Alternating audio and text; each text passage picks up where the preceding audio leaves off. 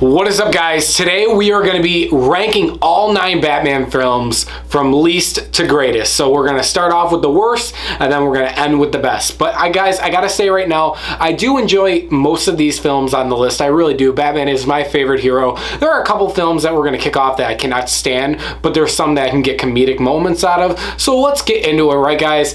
But remember, all film is subjective. Some of these films might be switched around on your list, but let's get into it.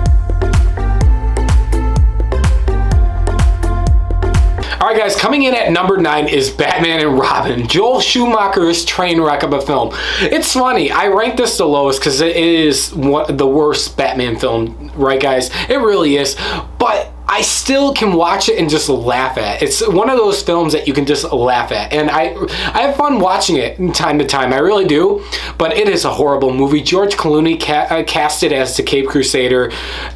What the fuck? There's that scene they drops down. He's like, "Hi, Freeze. I'm Batman." He's not Batman. He doesn't feel like Batman whatsoever. Then Arnold cast as Mr. Freeze. Chill, everybody, chill. Oh my god.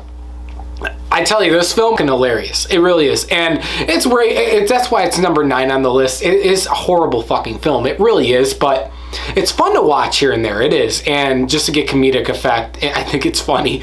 Maybe one of these days I'll review Batman and Robin and Batman Forever, but as of right now, number 9, Batman and Robin takes the place. Come on, guys, come on.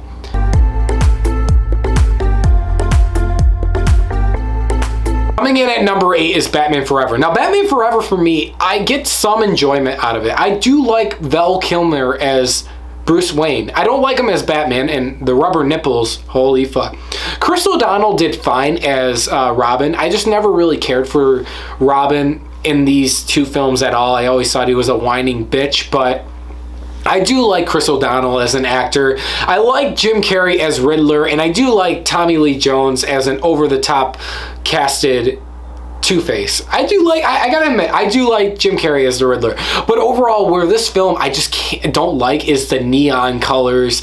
I'm a big fan of neon ambient colors, but not in my Batman film. I like dark and gritty. Overall, though, there's parts that I enjoy, and then there's parts that I just can't stand. I can't stand a neon looking Batmobile. Come on, guys, really? I did like the score, though, however, in both of these Batman films by Joel Schumacher, the late Joel Schumacher. I definitely think that Batman Forever, from a storytelling aspect, is better than Batman and Robin. That's why it's number 8. But it's also number 8. Coming in at number 7 is Batman Returns. Now, I like I said in my video that I made a couple months ago now, I talked about Batman 89 and Batman Returns. I prefer Batman 89 over Batman Returns. Is there enjoyable moments in Batman Returns? Yes. Michelle Pfeiffer, hot as fuck. Danny DeVito, a creep.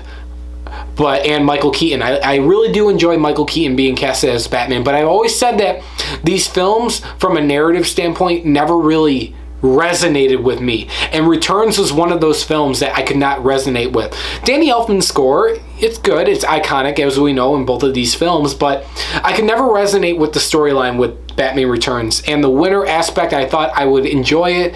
I don't know. It's one of those films that I said this in my Tim Burton video. You can sit down and watch and you can appreciate what it is, but it's not a film that I can resonate with.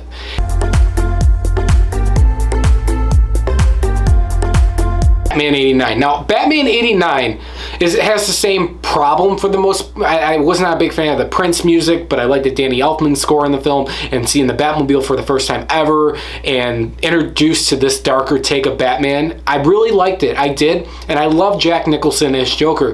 It's just, once again, it's one of those films that I just can't really relate to, and that's where I can appreciate it still, but to me, there ain't as good. I guess, like I said, all film is subjective, but I would rather watch Batman 89 over Batman Returns, and that's just my style of approach, I guess you would say. But I want to rewatch these 2 films. I haven't watched them in ages. Actually, I ordered the 4K 4-pack collection anthology of the Batman films, and so they'll be up here, and I'll be doing a giveaway probably this week of them.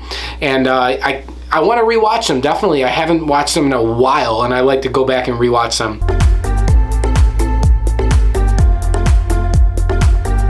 Alright guys, coming in at number 5 is Batman v Superman Dawn of Justice. Now you guys know I really enjoyed this film a lot. I did. It's up there. I got fucking Justice statue up there. I got the poster up there. Alright, yeah. I really enjoyed this film. Always looking back on it though, it is not a perfect film whatsoever. There are pacing issues, there are storytelling issues in this film, but I love Affleck as Batman. He was my all-time favorite Batman. I love Henry. We're really trying to talk about Batman here, so let's look apart the Superman and Wonder Woman aspect. But the Batman that we got in this film was brutal, and he was a badass. Don't understand really still why the big killing factor or whatever, but the Batmobile was cool, and the Nightmare, the armored suit, all that stuff. Ben Affleck did a phenomenal job as Batman, in my opinion. But it is number 5 on this list because we really didn't get a solo Batman film, and that's part of Warner Brothers' fault, and I can't blame Affleck for that. Hopefully we do get to see him again down the line in a solo project, and then we can actually redo this list and take Batman v Superman out and put his solo project in there. But it is what it is. We got what we got, and we judge it on that, and I think Affleck did a great job as Batman, and that's why Batman v Superman is number 5 on this list.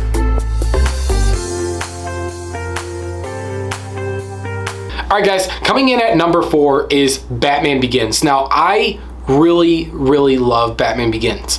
Batman Begins is a film that kicked off from the Schumacher era and had this new approach, having Christian Bale as the Caped Crusader and Bruce Wayne, directed by Christopher Nolan. It's such a great film. It really is. And I love watching it over and over, his origin, his build up to becoming the Batman, and I loved all those aspects in this film. It is number 4 on the list because I think the other 3 films are superior, but I really can always get enjoyment out of watching Christian Bale play Bruce Wayne. He's a phenomenal. Christian Bale is probably the best Bruce Wayne in my opinion. Not the best Batman, but his Batman is good. But I like seeing Cillian Murphy, Liam Neeson in these films. Gary Oldman's my favorite Gordon, and Michael Caine's my favorite Alfred. So there's that. And Morgan Freeman as Lucius Fox, I love him. I love him.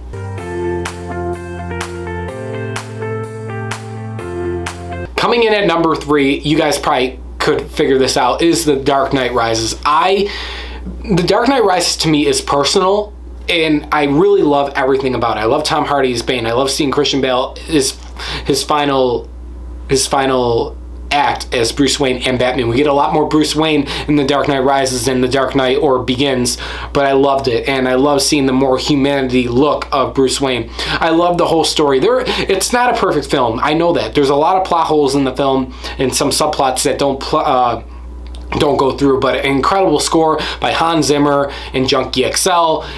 From a stylistic standpoint, it was that epic conclusion that I've always wanted in a Batman film, and I can still picture, I made a video on it, of what my experience was seeing The Dark Knight Rises for the first time. I love the film to death, and I always will. Here we are in the last 2, and yeah, it was hard to do, but I'm going with my gut feeling, and it's a little too still early to say this, but number 2 is The Batman, directed by Matt Reeves, starring Robert Pattinson. I already said that Robert Pattinson's Batman is my all-time favorite Batman to date, and I liked him over Affleck's, Clooney's, Kilmer's, Michael Keaton's, and Bale's. His Batman is the Batman that I want to see, and I love how he kicks ass. He's brutal, but he's also a smart, world's greatest detective, and that's what I like. Where I think the film kind of slips down is the Bruce Wayne aspect. We're first in this new trilogy or whatever we're gonna get, and I think that with time will tell, we'll see Robert's Bruce Wayne mature and have him develop that billionaire playboy persona that we all know and love. But overall, from a style, a score by Michael Giacchino, I think I butchered his name, but whatever, a great score. Stylistic standpoint, action, fight sequences, it's all there, guys. It really is. I really love this film. It's so hard to say if this film or The Dark Knight is superior. For me personally, I don't think they're comparable. Yes, The Dark Knight's supposed to take place in year 2, but this is the first Batman film in this new Batman iteration. So that's where I kind of cop out of it, and that's why I can't judge this film over The Dark Knight. I do think it's better than The Dark Knight Rises, and I do think it's better than Batman Begins, but from The Dark Knight, I don't think so. The Dark Knight is...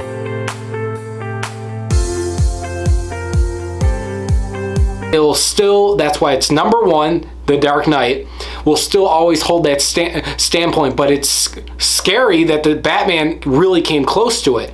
So maybe in the next sequel of the Batman, it can actually top The Dark Knight. We'll have to see. But The Dark Knight's got everything, though. It's an amazing score by Hans Zimmer and James Newton Howard. Heath Ledger's performance as the Joker, Christian Bale's performance as Batman and Bruce Wayne, Harvey Dent. It's got everything. It's got an awesome storyline to it as well. I just spit everywhere, but much more to say about The Dark Knight. It's got everything that you would want in a film, and that's the debate now, is what's better, The Dark Knight and the Batman. And I was gonna do a movie versus movie video, but I just can't. I can't compare them. The way I can compare The Dark Knight is to a sequel to the Batman. That's how I'll feel contempt. You judge it on its sequel. The Dark Knight is a sequel to Batman Begins. 2 is a sequel to the Batman. So if you want to judge a sequel to a sequel, that's what you would do, in my opinion. I do think the Batman, though, is better than The Dark Knight Rises, in my opinion, and I do think it's definitely better than Batman Begins.